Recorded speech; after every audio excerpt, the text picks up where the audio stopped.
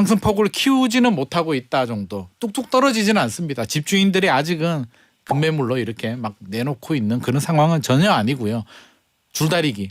집주인은 일단 지켜보자. 아유, 이 정도 가지고 우리가 무슨 급매물이야. 일단 좀 지켜보는 상황인데 매수자들은 우리도 지켜볼래.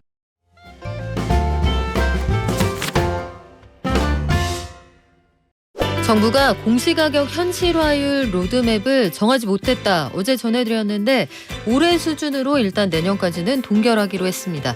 세금이 크게 늘어나지는 않는다. 올해 집값 오른 동네만 내년에 세금이 소폭 상승한다. 그런 뜻이고요. 올해 상반기 이후에 가격 반등폭이 컸던 강남권에서 하락 거래가 한두 건 나타나고 있다라고 하는데 이게 정말 2차 하락의 전조인 건지 아니면 요게 특수한 케이스인 건지 시장에 대한 판단 부동산경제연구소 김인만 소장에게 물어보겠습니다. 안녕하세요. 안녕하세요. 자, 소장님. 네. 이번 주 부동산 시장 동향부터 한번 볼까요? 이번 주도 분위기가 좋지는 않습니다. 네. 조금씩 상승폭이 내려오고 있는데요. 전국은 0.04에서 0.03, 0.02까지 내려왔고요. 서울은 0.07에서 0.05까지 내려왔습니다. 전체적으로 보면 계속 상승폭을 좀 반납하는 분위기고요.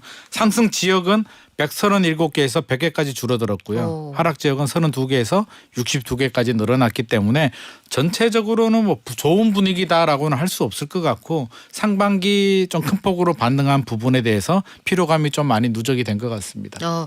제가 최근에 그 부동산 앱들 있잖아요. 네네. 그 시세를 보여주는 앱들이 네. 갑자기 그 잠실의 대단지가 상위권에 그 버즈량이 확 늘어나서 올라오는 거예요. 네. 무슨 일인가 봤더니 가격이 전고점 대비, 그러니까 직전 거래 대비 한 2억 원 빠져서 거래됐다. 네. 그래서 한 3,000분이 실시간으로 그걸 보고 계시던데 자, 통계와 현장의 분위기가 같이 가는 건지 현장 분위기는 어떻습니까? 이게 뭐 통계도 100% 이게 현장 콕콕 찍어가지고 똑같이 매칭이 될 수는 없는데 전체적으로 보면 뭐 어느 정도 반영이 됩니다. 저는 항상 송파구 먼저 보거든요. 네. 헬리오시티 보면 한 달 전에 헬리오시티가 최고점이 23억 8천만 원이었고요. 작년 12월에 16억까지 10층 이상 기준으로 16억까지 떨어졌다가 한 달 전에 21억 3천만 원까지 찍었거든요.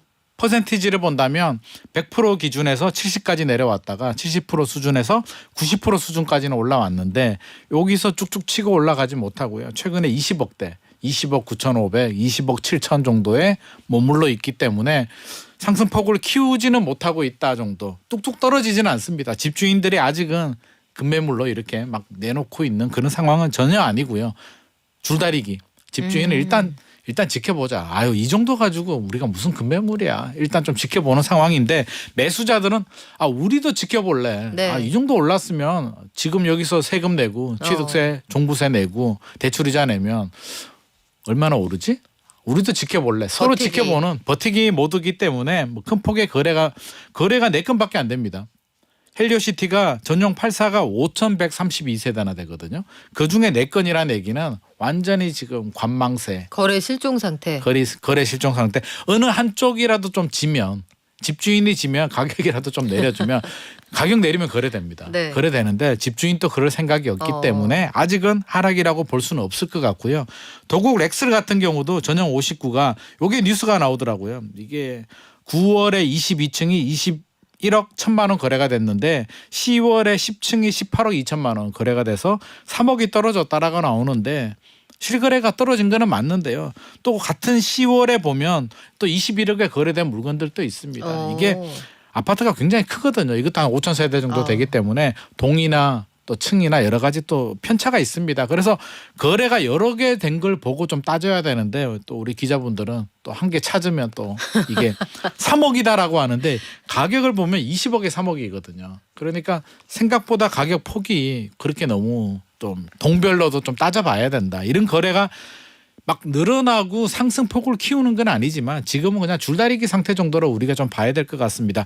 본격적인 하락세다. 압구정 또 떨어진다라고 하는데 압구정 일부 단지들은 뭐 워낙 오버슈팅이 됐잖아요. 압구정은 작년 12월에도 신고가 나왔거든요. 네. 계속 신고가 달렸기 때문에 아, 작년 12월에 그 엄혹한 시기에 네. 네. 그때도 가격이 떨어지지 않았거든요. 계속 올랐기 때문에 아무리 재건축 호재가 있고요. 뭐 개발 호재들이 있더라도 매수자 입장에서 생각해 보면 아무리 돈이 있더라도 굳이 내가 지금 한 10년 이상 걸릴 텐데 들어가야 되는 게 맞나라는 생각을 하니까 살짝 호가가 떨어져서 거래가 되는 거지 이게 뭐 가격이 떨어졌다라고 저는 보여지지 않습니다. 그리고 숫자가 이제 너무 그 비현실적인 수준으로 올라가 버리니까 80억, 100억 막 이런 얘기가 맞습니다. 나오잖아요. 뭐 70억에서 60억 떨어진 게 과연 그게 아, 이게 떨어졌을까? 지금 실화인가 이런 생각이 들어서 사실은 실감이 좀 나지가 않아요. 맞습니다. 그러면 우린 진짜 궁금한 게 강남, 서초, 압구정 이런 지역들은 사실 특수한 지역이라고 맞습니다. 치고 네. 이 지역을 우리가 유심히 보는 건 여기에서 시작돼서 오르거나 내리는 분위기가 형성되기 때문이잖아요. 맞습니다. 네. 그러면 부동산의 1차 하락이 작년부터 올해 초까지였다라면 네. 2차 하락이 시작되는 전조인가요? 전조다. 저는 뭐 전조라면 전조라고 할 수도 있는데요. 이게 뭐 본격적인 전조라고 보여지진 않고요. 전조라고 한다면 이제 그런 말이잖아요. 내년 2024년에 2차 하락이 오느냐라는 이야기인데 저는 2024년에는 오지 않을 것 같습니다. 그렇게 빨리 오진 않고요. 굉장히 정상적인 흐름이다. 왜 정상적이냐면 생각해 보세요. 2021년까지 급등했고 작년에 이상 금리 인상으로 또 급락했잖아요. 급락했다가 기술적 반등했기 때문에 당연히 피로감이 쌓이죠. 10억짜리가 7억으로 떨어졌다 9억까지 올랐는데 매수자 입장에서는 지금 들어가서 과연 전고점을 뚫고 11억 12억까지 전고점 대비 20% 올라갈 자신은 없는 거잖아요. 지켜보는데 지금 줄다리기가 제가 볼 때는 집주인이 살짝 져줘야 됩니다. 져주면 또 거래가 돼요. 최근에 매수 심리가 완전히 죽은 건 아니거든요. 그렇죠. 싸면 사요. 네, 살아있어요. 살아있는데 이 가격이 자신이 없는 거거든요. 왜냐하면 금리라도 우리 앞서서 이제 금리 네. 이야기 나왔지만 아니 금리라도 좀 내려간다라는 뭔가 시그널이라도 나오면 힘을 내가지고 한번 용기라도 내볼 텐데 지금 금리 내년에 어떻게 될지 아무도 미국 그 회의록 보면 저는 이거는 내려준다는 거야 안 내려준다는 거야 알쏭달쏭. 네, 해석을 네. 도대체 어떻게 해야 되는 거야 저 솔직히 모르겠거든요. 그렇죠. 그리고 매수자들도 본전 생각나죠. 내가 본전 7억이라는 생각나죠. 숫자를 봤는데 네. 7억이 9억이 됐다. 그럼 나는 7억 그때 그 좀 2억 손해 보는 것 같고 그런 느낌 맞아요. 분명히 있죠. 7억 8억이면 분명히 괜찮아요. 분명히 괜찮은 게 아니 세금 좀 내고 대출 이자 좀 내더라도 뭐 전고점까지는 갈 수도 있고 살짝 떨어지더라도 7억 8억 수준이거든요. 괜찮은데 9억 수준은 아직까지는 추가 기대감이 생기기에는 금리가 움직이지 않기 때문에 조금 힘들어하는 것 같습니다. 그래서 집주인이 호가 좀 내려주면 거래가 될 것 같고요. 제 생각에는 내년 한 총선 전까지는 지금처럼 슬금슬금 줄다리기 하면서 조금 내려갈 것 같고 한 8억 수준까지 내려가면 또 매수자들이 들어옵니다. 아 이거 이 정도면 들어가야지 들어가면 또 반등을 합니다. 그래서 내년은 상반기는 좀 떨어지다가 하반기에 또 반등하지 않을까 싶고요. 2차 하락은 조금 더 시간이 필요하지 않나 싶고 우리가 2차 하락을 바라볼 때에는 저는 항상 말씀드리는 게 2차 하락이 끝이다. 끝이다. 마지막이다. 무엇으로부터의 끝이죠? 하락기. 하락기가. 조정기의 마지막이다. 그럼 2차 하락이란 건 우리가 저수지 이론이라는 게 있잖아요. 네. 외곽부터 떨어지고 중심지는 늦게 떨어지고 이제 비가 오면 가물었다가 비가 오면 중심지부터 차잖아요. 그러면 강남의 집값이 뭐 도곡 렉슬이 뭐 한 번 잠깐 떨어졌다고 해서 그게 2차 하락은 아니고요. 집주인들이 야 못 버티겠다. 나 집어 던질래 라고 해서 집어 던지는 게 2차 하락이거든요. 집어 던지고 나면 이제 끝입니다. 그게 마지막이기 때문에 이제 상승으로 전환됩니다. 그러면 우리는 저는 개인적으로 2차 하락 좀 빨리 왔으면 좋겠다. 그때 들어가려고. 아니 그래서 헷갈리는 게요. 네. 이게 자산 투자의 기본은 쌀 때 사서 비싸게 그럼요. 판다. 네. 그런 그 원칙에 따라서 생각을 해본다면 지금 거래가 안 되고 만약에 여기서 이제 소폭 더 조정이 된다라고 하면 실제로 실수요자들은 고민이 되실 거란 말이에요. 금리는 높지만 자산의 가격이 떨어질 것 같다 혹은 더 떨어진다. 그럼 이럴 때는 금리가 높음에도 불구하고 들어가는 게 맞습니까? 아니면 금리가 하락할 때까지 좀 기다렸다가 들어가는 게 맞습니까? 근데 금리가 하락하면 역설적으로 자산의 가치는 또 올라갈 수 있잖아요. 올라가죠. 그래서 금리가 하락하면 사람들이 또 막 몰려들기는 하는데요. 저는 기준이 좀 있어야 될 것 같습니다. 우리 인생하고 비슷한데요. 할까 말까 뭐 이런 선택의 네. 고민이 있잖아요. 해야 된다. 머스트. 해야 될 것 같으면은 이거는 고민할 필요도 없이 해야 되잖아요. 공부해야 되는 거죠. 그걸 할까 말까 고민하면 안 되는 건데 친구한테 이거 친구가 마음에 안 드는데 좀 지적질을 좀 해야 되겠어. 할까 말까 그런 건 안 하는 게 좋습니다. 긍정일 때는 하는 거고요. 네. 부정일 때는 안 하는 겁니다. 할까 말까일 근데 때는. 집은 긍정인지 부정인지 잘 모르겠거든요. 그럼 부동산 네. 시장도 살까 말까는요. 사야 되는 경우 있잖아요. 머스트. 사야 돼. 그럼 사야죠. 상승장이고 하락장이고 무슨 상관이 있습니까? 사야 되는데. 내가 자금이 필요하면 되고 필요하면 사시는 거고요. 살까 말까라는 얘기는 사도 되고 안 사도 되잖아요. 그런 분들이라면 지금이 상승장이냐 조정장이냐는 저는 볼 필요가 있습니다. 상승장이면 고민하지 말고 사시고요. 조정장 아직도 하락장이라고 판단이 된다면 조금 기다려 보셔도 좋을 것 같습니다. 그러면 지금 조정장이라고 하셨잖아요. 네. 그러면은 할까 말까 고민하시는 분들이라면 고민하셔도 되고요. 조금 기다려 보셔도 되고 해야 돼. 필요해. 우리의 교육이라든지 부모님 봉양이라든지 부모님이 돈을 도와줘가지고 결혼하는데 집 사래요. 봉양 오랜만에 들어보는 구수한 단어네요. 그렇죠. 봉양. 아니 부모님이 돈 줘서 야 너 집 사 결혼할 때 도와줄게라고 하는데 그거 얼른 받아서 사야죠. 부모님 플렉스. 네. 네. 좋습니다. 아니 그런 뭐 부모님. 거기까지 해줘야 됩니까? 저는 개인적으로는 안 해주는 게 맞다라고 보는데 그건 또 부모님마다 다르니까요. 그래요. 그래서 그 와중에 헷갈렸던 게 뭐냐면 집값에 대한 논란이 여전히 있고 조정이 되고 있다라고도 하는데 네. 최근에 힐스테이트 이편한 세상 문정 청약 경쟁률이 또 152대 1이 나왔어요. 난리가 났습니다. 청약이 경쟁률이 높았다가 떨어진다 혹은 높았던 데가 도봉이나 이런 일부 지역은 실제로 계약이 안 된다라고 했는데 네. 152대 1은 이거 굉장히 높은 거 아니에요? 이걸 보면 우리가 어떤 생각을 해야 되냐면 네. 투자 심리 살아있다. 어. 살아있는데 네. 우리 몇 년 전만 하더라도 선당 후금이었잖아요. 먼저 당첨되고 그쵸. 됐고 일단 당첨되면 1억이든 3억이든 무조건 올라. 그게 선당 후금인데 지금은 선곰후당. 일단 고민하고 이게 진짜 오르는 거야? 괜찮은 거야? 안 괜찮은 거야? 옥석 가리기 들어가잖아요. 힐스테이트 이편한 세상 문정이 왜 좋았냐면 분양가 상한제가 적용이 됐거든요. 너무 가격이 저렴합니다. 좋았다. 가격이 주변 시세 대비 20% 이상. 쉽게 말하면 주변에 15년, 20년 된 아파트가 있거든요. 그 가격하고 똑같습니다. 새 아파트 브랜드 새 아파트가 역세권 새 아파트가 주변에 20년 된 아파트와 가격이 똑같이 나왔다. 이거 들어가야 되잖아요. 이런 거는 사람들이 들어갑니다. 경쟁력이 확실하니까. 반대로 해석하면 조합이나 시공사 입장에서는 야 이거 이렇게 이분들이 좋아한다면 반대로 우리가 안 좋은 거잖아요. 그러면 분양을 연기해야 돼요. 그래서 강남권의 대부분 분양 단지들은 지금 다 연기하고 있고요. 힐스테이트 문정만 용감하게 분양가 상한제 저렴하게 분양을 하니까 이렇게 대박이 났습니다.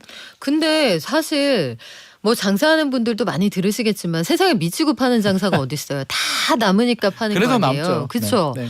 강남권에서 그거 다 분양 사실상 후분양으로 다 미루는 건데 네네. 그 잘하는 건지 모르겠어요. 저는 솔직히 좀 걱정이 됩니다. 네. 왜냐하면 내년이라고 해서 좋아진다는 게 좀 확실한 거기도 분양가 상한제 대상 단지 아니에요? 대상입니다. 그쵸? 그러면 두 가지를 기다리는 거죠. 하나는 부동산 시장이 내년에는 좋아질 거야. 혹은 분상제가 풀릴 거야. 분상제가 풀릴 거야. 그건 안 될 금리 것 내릴 같은데. 거야. 네. 쉽지 않습니다. 제가 볼 때는 쉽지 않아요. 그거 국민 그래서 정서상 쉽지 않아요. 쉽지 예. 않은데 거기에 지금 베팅을 하고 있는 거고요. 제 생각에는 오히려 혹시라도 더 나빠지게 된다면 시간이 지날수록 안 좋으니까 금융 비용이라든지 여러 가지 고려해 보면 제가 시행사나 시공사나 조합이면 저는 할 것 같습니다. 할 것 같은데 아무튼 이분들은 연기를 했기 때문에 또 이분들 의견은 존중을 해줘야겠죠. 그래요. 그래서 항상 논란이 되는 게 뭐냐면 공급이 부족하냐 아니냐. 근데 이것도 의견이 항상 논란이 있어요. 네. 공급이 부족하기는 우리 동네 사방이 공사장이다. 이런 의견이 하나 있고 네.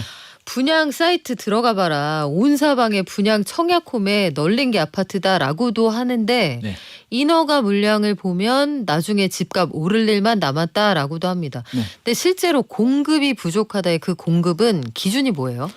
일반적으로 우리가 생각하는 공급에 부족한 건 아파트가 부족한 거죠. 빌라 오피스텔이 아니고 신축 아파트를 봐야 되는데 이것도 의견이 갈려지더라고요. 최근에 민간 조사 기관이죠. 부동산 R114가 조사한 걸 보면 내년 서울 아파트 입주 물량이 1921가구다. 그러니까 10,000가구밖에 안 되는 거고요. 서울시는 무슨 소리야. 25,000호야. 아유 그 차이는 어디서 그 10,000개 어디로 간 거예요? 10,000개가 어디로 갔냐 네. 보니까 서로 이제 집계 방식이 다른데 오. 부동산 R114 같은 경우는 입주자 모집 공고가 나온 단지들 기준으로 해서 입주가 언제냐를 계산을 했고 서울시는 인허가를 가지고 예측을 했다라고 합니다. 아. 그래서 저는 예측은 좀 틀릴 수가 있잖아요. 예측은 약간 게다가 예. 청년 안심 주택과 후분양 물량까지 다 결합을 했기 때문에 2만 5천 원가 나왔으니까 저는 그런 생각이 들어요. 그럼 절반 자르자. 부동산 알리사도 너무 모집 공고만 했으니까 후분양은 계산이 안 됐다라고 하니 합치면 만 후반대 정도는 나오지 않을까. 2만 5천 원은 좀 무리인 것 같고요. 그러면 서울 입장에서는 상당히 적습니다. 물량이 굉장히 적게 나왔기 때문에 서울은 입주 물량 부족한 거 맞습니다. 내년에. 평년 대비 적은 거예요. 굉장히 적죠. 2018년 19년은 4만 7천 호, 4만 8천 호 정도 나왔거든요. 그때보다는 30% 수준이니까 상당히 적게 나왔죠. 그러면 우리가 그런 생각이 들잖아요. 아, 그러면 내년에 집값 올라가는 걸까? 네, 보통 뭐 수요 공급의 원칙에 따라서 공급이 부족하면 오른다고 올라갈까라고 하니까. 하는데 그러면 반대로 2018년 19년 4만 7천 원 나왔을 때 집값이 내렸을까?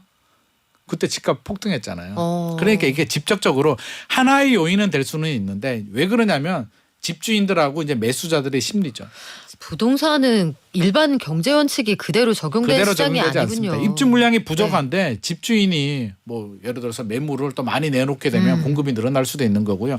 입주 물량이 4만 7천 호가 나왔는데 집주인이 아니야 나는 지금 팔면 안 돼. 매물 회수하면 공급이 오히려 줄어듭니다. 그래서 집주인들의 마음이 굉장히 중요하고 집을 사려는 매수자들의 마음도 굉장히 중요하다. 인구가 줄어든다고 해서 지금 당장 줄어드는 건 아니기 네. 때문에 결국에는 아파트가 이렇게 어려운 겁니다. 심리가 작용이 되니까. 정책과 심리다. 네. 저는 올해 그 생각 진짜 많이 하게 되는데 네. 그 와중에 청약은 경쟁률이 올라간다라고 하는데 청약 통장 가입자 수는 1년 넘게 계속 감소한다. 네. 이거는 왜 그래요? 청약 통장 많이 감소하고 있는데요. 네. 이것도 당연합니다. 왜 당연하냐면 옥석 가리기 들어갔죠. 좋은 거 위주로 들어가는데 청년들 입장에서 생각해 보면 굉장히 불합리하잖아요.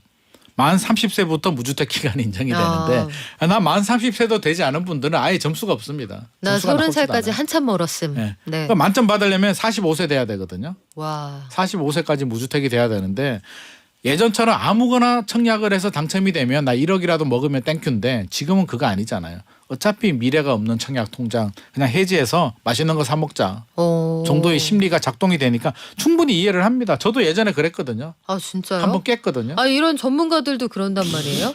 내가 청약 통장을 가지고 있어서 뭘 할까? 왜 집 있으면 또 청약이 안 되니까요. 네. 무주택자니까 깼는데 후회했어요. 다시 왜? 가입했습니다. 왜 다시 하셨어요? 깨고 나니까 그 돈이 없어지더라고요. 소고기 사 먹고 와이프 뭐 선물 하나 사주고 나니까 그냥 없어지고 다시 또 가입을 하니까 또 돈이 들어가더라고요. 아니 궁금한 게요, 소장님. 네. 소장님은 집도 있고 네. 다시 사실상 가점으로 당첨될 가능성도 없고 추첨제만 남아 있는데 네. 그럼에도 불구하고 청약 통장에 쓸모 있다고 보시는 거잖아요. 네, 그래서 가입했습니다. 왜요?